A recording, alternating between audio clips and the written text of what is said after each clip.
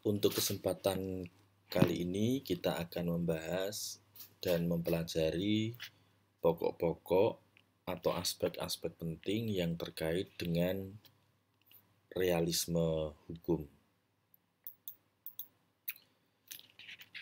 Ajaran hukum dari realisme hukum yang berkembang di Amerika Serikat dan Skandinavia telah menghasilkan pemikiran tentang hukum yang sampai saat ini masih layak dan relevan untuk dikaji di kalangan akademik dan kalangan praktisi hukum karena kenyataannya hukum dalam pandangan aliran realisme hukum adalah apa yang tampak dalam pekerjaan hakim dalam memutus sebuah peristiwa.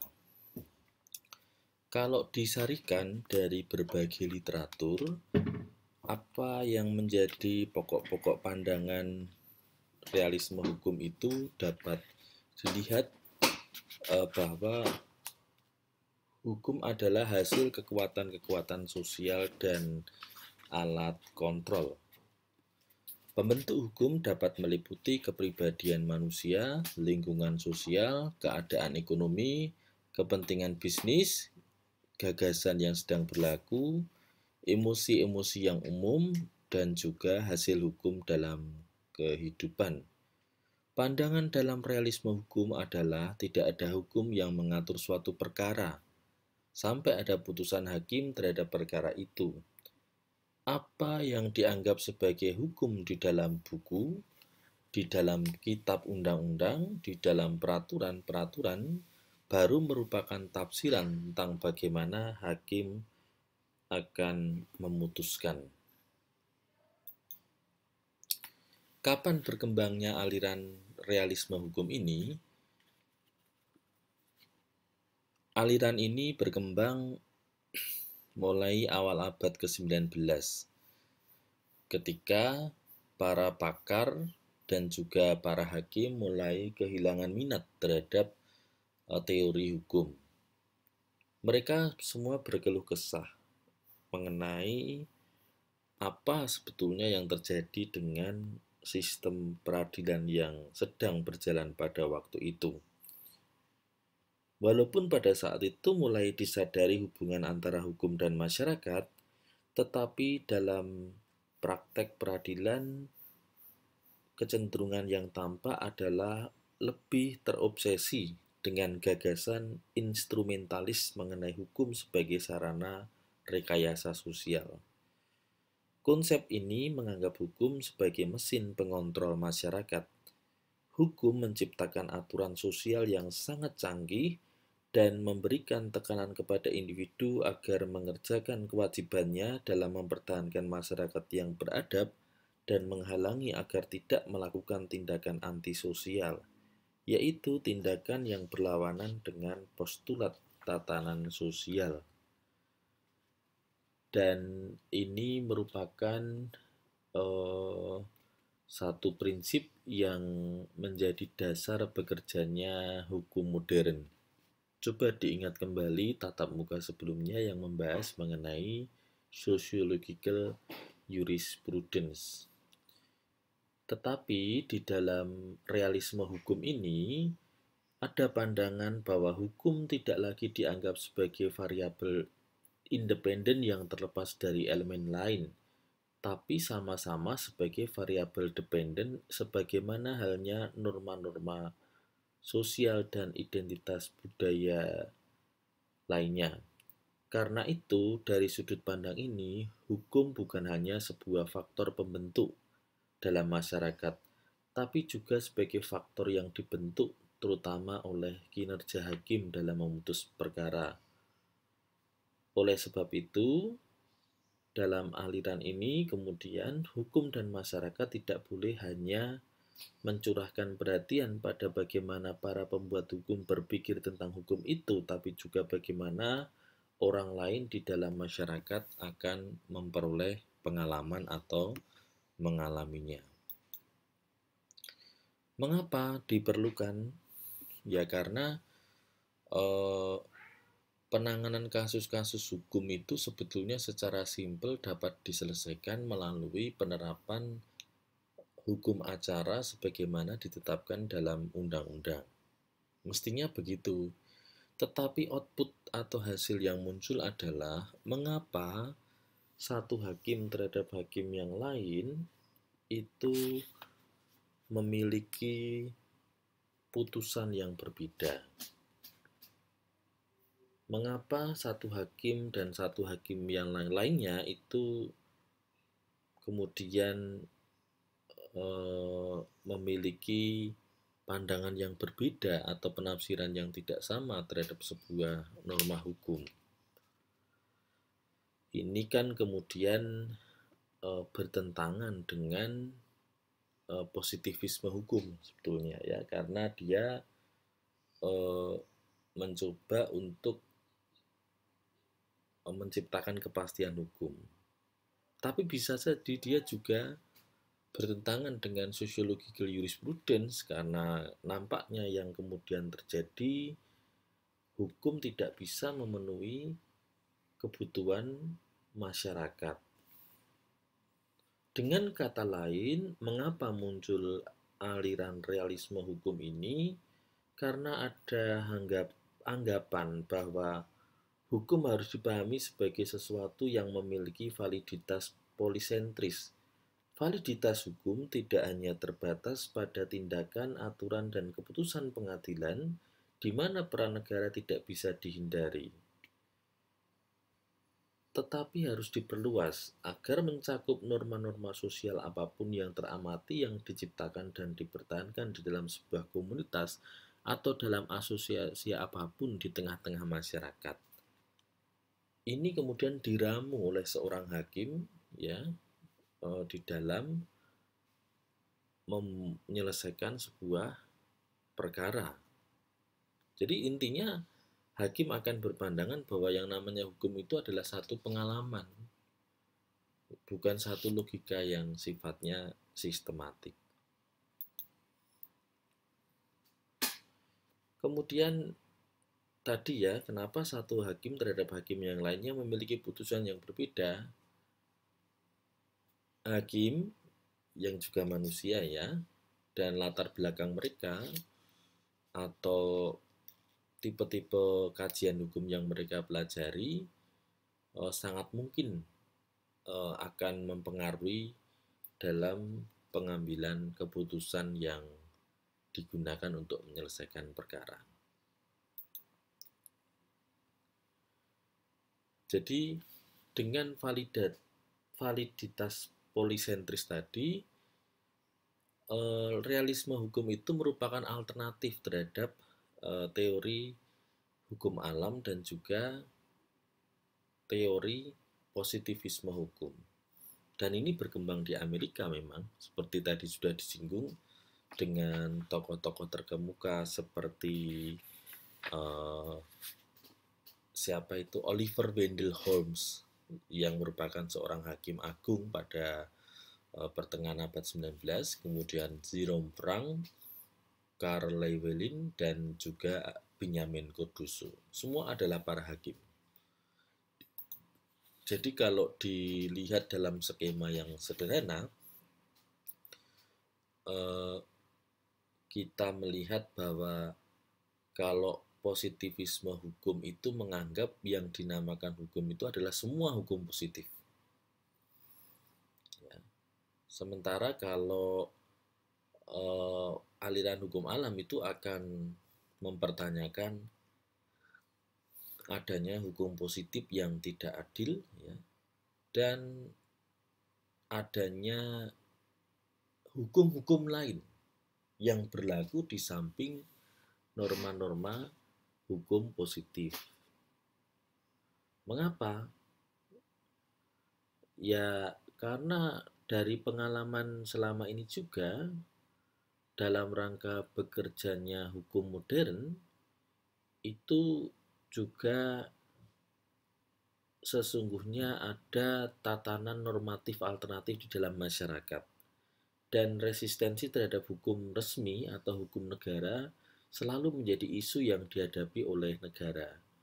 Ada beberapa faktor yang mungkin menjustifikasi kegagalan kerja-kerja hukum modern ini. Di antara faktor yang paling penting adalah kondisi budaya dan tradisi keagamaan serta adat kebiasaan yang ada di dalam suatu negara. Hukum negara tidak akan bekerja efektif kalau tidak sesuai dengan konteks sosialnya. Sementara hukum sebagai perekayasa sosial biasanya tidak akan berfungsi sebagaimana diharapkan kalau negara mengabaikan agensi-agensi lain yang terdapat di luar institusi negara. Jadi, meski institusi hukum formal memiliki semacam hak monopoli dalam hal penggunaan kekuasaan secara absah, masih banyak bentuk-bentuk pemaksaan efektif yang lain. Berbagai institusi sosial semi-otonom telah memperlihatkan bahwa mereka memiliki aturan dan sarana sendiri untuk memaksa atau membujuk para anggotanya untuk patuh. Sudah terbukti di semua komunitas bahwa tatanan normatif non-negara eksis secara berdampingan dengan hukum resmi. Karena itu, hukum lokal, adat kebiasaan, hukum agama misalnya, bisa dianggap sebagai beberapa faktor utama yang mempengaruhi keefektifan hukum dalam masyarakat modern. Jadi bagi penganut ajaran realisme hukum ini, sesungguhnya tidak ada aturan-aturan hukum itu. Apa yang dimaksudkan sebagai aturan adalah rasionalisasi atau alasan-alasan yang muncul sehubungan dengan penetapan putusan hakim yang menggunakan dasar atau faktor-faktor non-hukum. Kemudian kajian hukum atau disiplin hukum sebetulnya harus disederhanakan untuk membahas mengenai prediksi apa yang akan dilakukan oleh hakim dalam memutus sebuah perkara. Hukum adalah cabang dari sosiologi yang mempelajari pola-pola perilaku tertentu. Nah, di Amerika sendiri, ajaran ini berkembang dengan pemahaman bahwa perilaku-perilaku badan-badan publik, terutama hakim, adalah sesuatu yang berhubungan dengan keberadaan sistem hukum. Hukum merupakan ramalan terhadap apa yang dikerjakan oleh para hakim dalam situasi tertentu. Law in action menjadi lebih penting dibandingkan dengan law in the books. Kita melihat misalnya ajaran Holmes ya, yang dikenal sebagai juru bicara terkemuka aliran ini. Kata-kata Holmes yang terkenal adalah the life of the law has been not logic but experience. Keberadaan hukum itu akan berlangsung bukan karena logika tetapi karena pengalaman.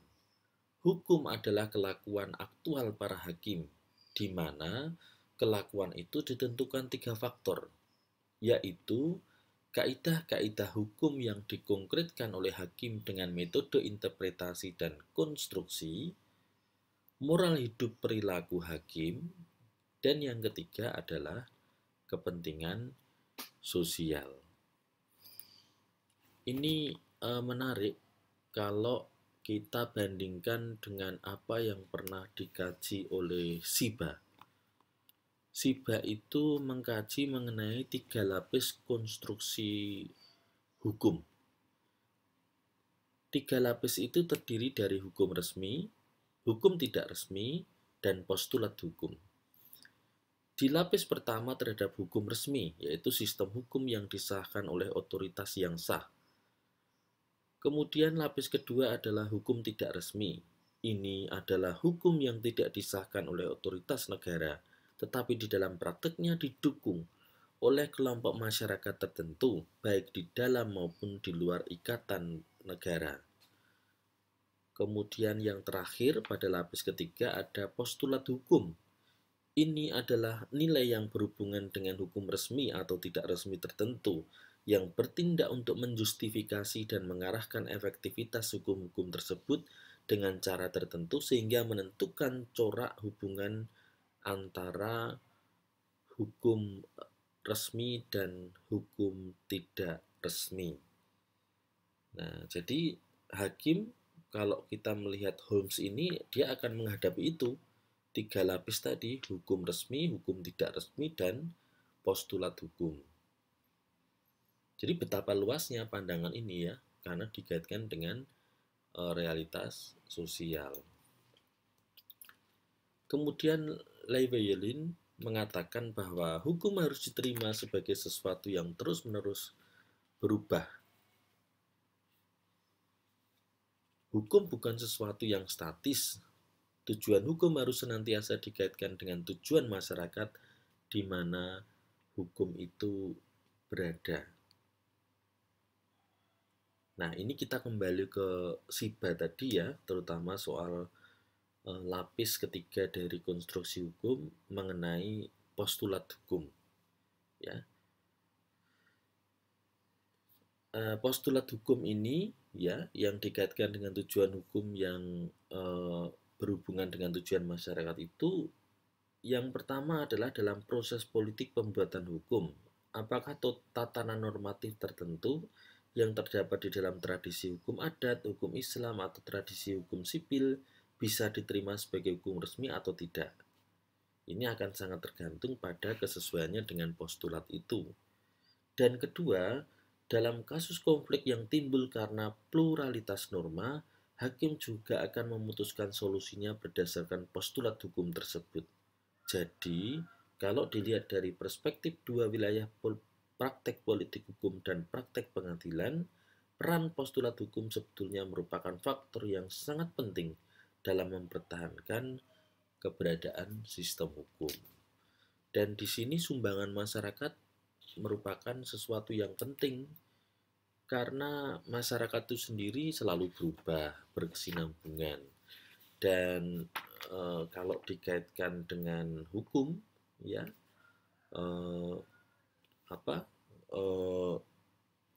akan sangat mempengaruhi bagaimana hukum itu akan berkembang.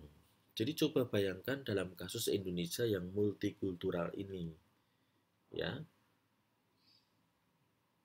Pemikiran ini bisa mendukung gagasan bahwa dalam prakteknya hukum-hukum modern tidak selalu berhasil, karena dalam banyak kasus hukum-hukum resmi yang ditetapkan oleh otoritas negara memiliki banyak keterbatasan, sementara tatanan normatif non-negara selalu menghadapi tantangan dominasi negara dalam kehidupan hukum. Jadi, hukum negara bukanlah alat yang betul-betul efektif dalam proses rekayasa sosial, karena selalu ada kondisi-kondisi yang membatasi peran dari negara itu. Dengan kata lain, hukum betul-betul bisa dipahami sebagai mekanisme kontrol sosial dan pengorganisasian nilai.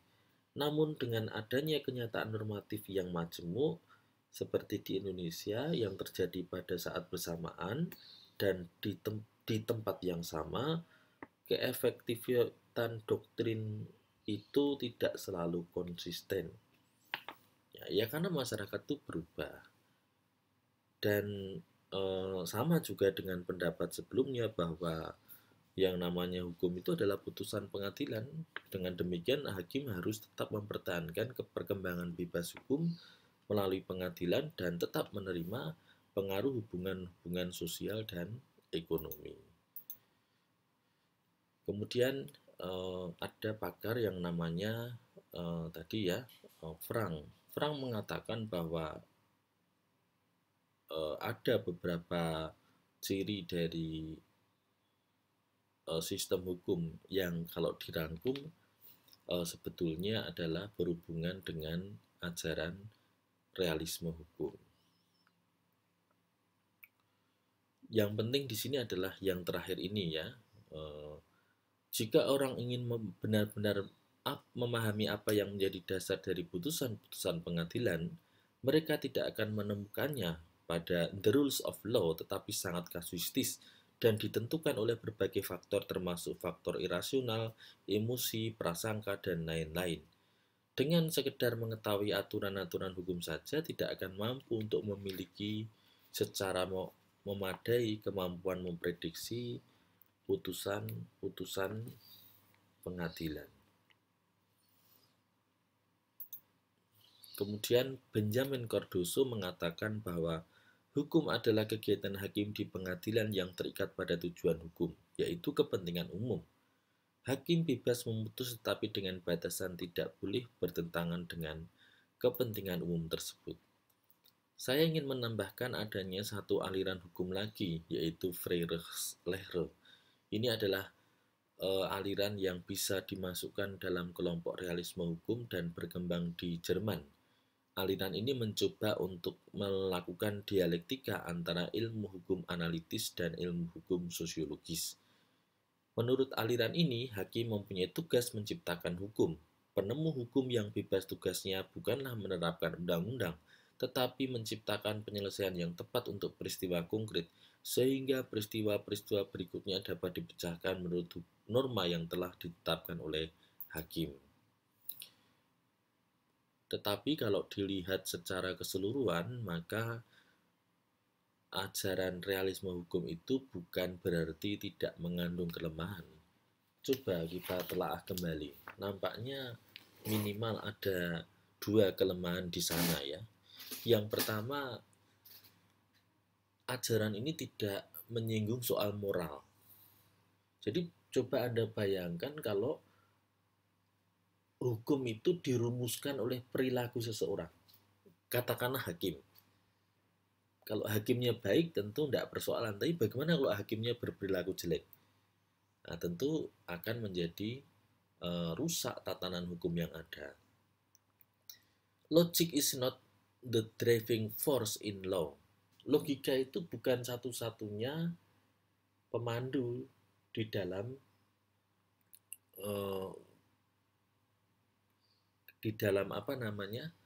sistem hukum itu. Ya kalau kemudian tidak logik itu artinya kan tersusun sistematis ya. Lalu apa yang menjadi dasar untuk menilai validitas tadi sebetulnya? Apa kemudian diserahkan pada perasaan dan pikiran seorang hakim saja? Tentu tidak akan bisa objektif. Tapi positifnya begini ajaran ini ya. Hukum itu dapat ditingkatkan dengan lebih menekankan pada aspek rasio ya, yang secara eksplisit berhubungan dengan aturan hukum dan praktek ya, untuk memenuhi tujuan-tujuan sosial yang ditetapkan. Jadi itu adalah aspek positif dari ajaran realisme hukum. Baik, sekarang kita diskusi ya. Silahkan dibuka buku dan referensinya dan jadikan pokok-pokok presentasi ini sebagai landasan kita berdiskusi. Terima kasih.